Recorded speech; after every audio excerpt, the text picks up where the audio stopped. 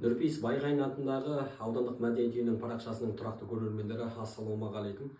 Біз бүгін Жәнібек Нәренұлы ағамыздың үйіне арнайлап келіп отырмыз. Қош көрдік аға. Мынау енді біз сізбен кездесіп өмір жолыңыз және ерлігіңіз туралы сұхбат алуға рұқсат сұрай келдік.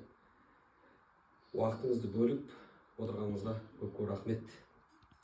Енді бірінші сұрағымыз, өзіңізді қысқаша таныстырып өтсеңіз біздің көрермендерге. Менің ат жөнім Табылдин Жәнібек Нәренұлы. 1959 жылы туылғанмын. Осы Шұбарқұдықта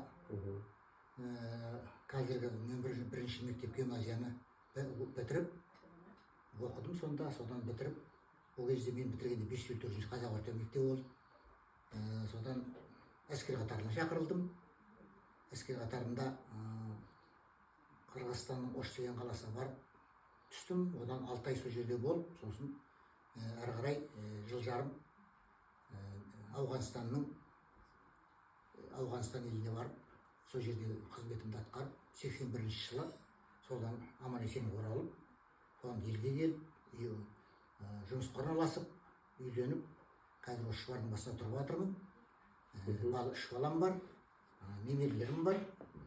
Қазір зейнеткермін. Рахмет. Жалпы енді осы ауған соғысының ардагерісіз. Ауған соғысына қалай бардыңыз? Мәжбүрлі түрде бардыңыз ба? Болмаса арнайы топпен? Келесі сұрағымыз, енді өзіңіз мынау ауған соғысының ардагерісіз.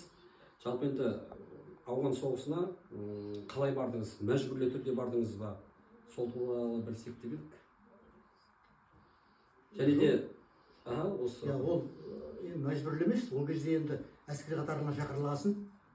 Әскери борышыңды өтеу парыз ғой қазір әрбір адам. Сол сияқты әскери борышымызды өтеп жүрген кезде ол сол жаққа қарай, енді ол кездегі Совет одағы болып, сол мемлекеттің бұйрығыменен сол Ауғанстан жеріне жіберді әскери борышымызды өтеуге. Солай тап болдық.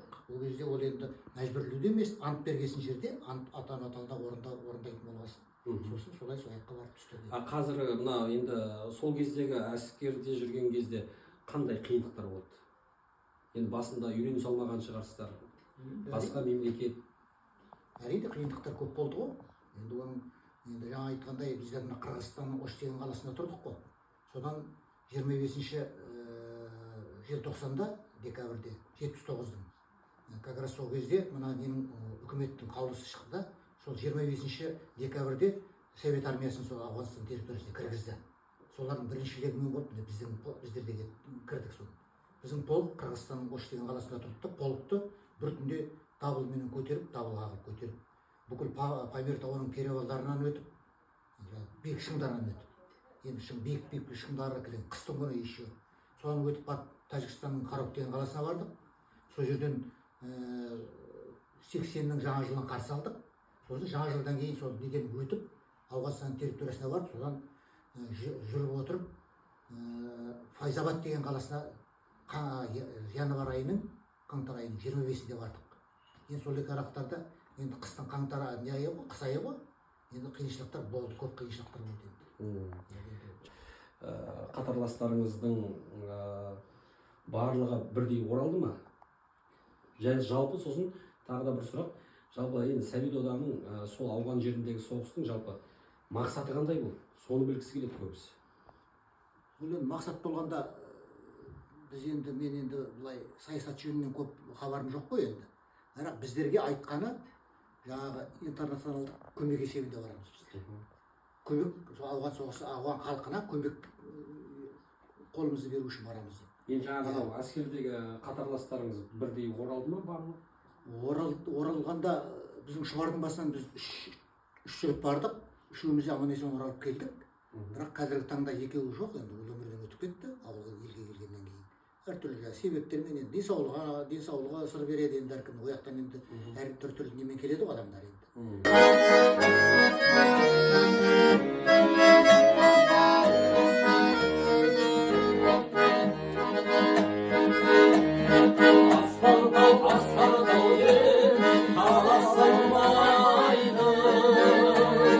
есейген ер жетсеңде бала санайды анасы бар адамды қарғаймайды әкесі бар адамды азарлайды анасы бар адамды қарғаймайды әкесі бар адамды әкесін асқармауы еңсесі қадір мен қасиеті өлшемісі алатаудай басыңды адам болып келді әке Адан болды, сосын Мартугадоннан болды да бір 3 жігітте оралған жоқ. 3 жігітте 2 жігіт оралған жоқ. жақсы. Енді Жәнібек Нәленұлы мынау биыл кеңес әскерінің, яғни ауған соғысының ауған жерінен шығарылғанына 37 жыл толып отыр екен. 37 жыл дегеніміз тарих үшін қас-қағым сәт болса да, сіздер, яғни ауған ардагерлері үшін ұмытылмайтын өте қиын уақыт болды. Жаныңыздың жарасын сол кездегі сәтті қалай емдеп жүрсіз? Бұл енді әрине қиын сұрақ. Енді ол ояқтан келгеннен кейін де әрине қиындау болды. Мен оның үстіне менің сояқта ауылға қайтуыма 1-2 ай қалды деп күн санап жүргенде анам қайтып қалды. Сол анамды келіп жерлеп кеттім. Еще жерлеп болғаннан кейін барып кейін қарай қайттым. Одан қалды, одан келгеннен кейін аман-есен елге оралдым. Елге оралып келгеннен кейін де қиындықтар енді үйрене салмайсың ғой. Анаяқтан көріп келген нелерім көп, қиындықтарым. Оның үстіне мына елге келгеннен кейін де енді арқа үйде мысалға мен ағамдай әнімде болған жоқ. Мысалға мен жалғыз жігіт болдым, 2 қарындасым болды. Әкем де жалғыз болды, шешем жоқ. Сосын енді ойланып өзім енді ақыл бере бастадым. Мен енді әкеме көмек берейін. Одан қалды мына 2 қарындасыма әйтеуір өзімнің қол қалсын тегізейін көмегімді деп. Солардың несін деп. Енді сондай мақсат қойдым да, сосын енді әйтеуір бөтен жолға түспеуге тырыстым енді. Иә. Мынай жалпы енді сіз жаңа айтып отырсыз қиындықтар болды деп. Енді адамда бір мақсат болу керек, бір арман болу керек. Сізді мысалға өмірде алға жетелеген қандай күш? Сіз жаңа айтып отырсыз, енді алға қарай ұмтылу керек деген секілді. Сізге не түрткі болды соған? Жаңа айтқан ойландым ғой енді келіп. Анам болған жоқ мысалға. Әкем болса жалғыз болды мысалға, жалғыз өзі біздерді қалай адам қыламын деп нетіп жүр, шауып жұмыс істеп жүрді мысалға. Соған енді бір көмекші болайын. Жұмысқа орналастым, жұмыс істеп жүріп, сосын тағы да ойладым алдағы уақытымда өмірімді. Мен енді жалғыз өмір бойы жүре алмаймын ғой. Өзімнің сенің жан дүниеңді өзіңді түсіне білетін, өзіңді жаңағы сыйлай білетін, сондай өмірлік бір жар табу көріп болды. Енді қазір Аллаға шүкір кездестірдім деп қазір енді отырмын ғой қазір. Шүкір жақсы. Енді мынау қазіргі жастарға қандай ақыл кеңес берер едіңіз? Не айтар едіңіз? Және де отан туралы ойыңыз қандай? Отан деген, отанды қорғау қазақтың әрбір азаматының борышы деп ойлаймын. Отан ол отбасынан басталады. Мына мен де осындай бүгінде мына мектепте барып келіп отырмын, жаңа ғана осы сіздердің алдарыңызда. Мектептерге барамын, жылда осылай шақырады. Сонда барғанда да айтатыным балдарға, айналайын балдарым, отанды қорғау әрбір адамның борышы. Бауыржан Момышұлы атамыз айтып кеткен ғой, отан үшін отқа түс келмейсің. Сол айтқандай, отанды қорғау міндетіміз. Ол отанды қорғай білу керек. Ол үшін не істеу керек? Қазір мектеп жасындағы балдарға мысалы айтатынымыз, мына әскердің қатарына барудан қашпау керек.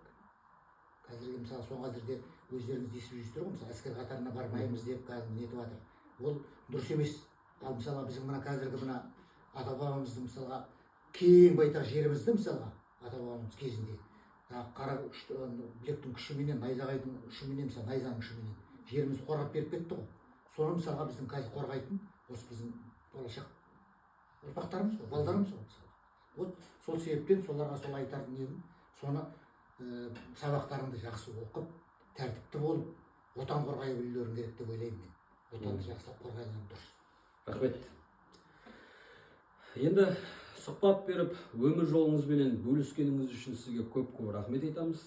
Сізге зор денсаулық, ұзақ ғұмыр тілейміз. Бүгін біздің эфирде болған қонағымыз Кеңес одағының, яғни ауған соғысының ардагері Жәнібек Нәренұлы.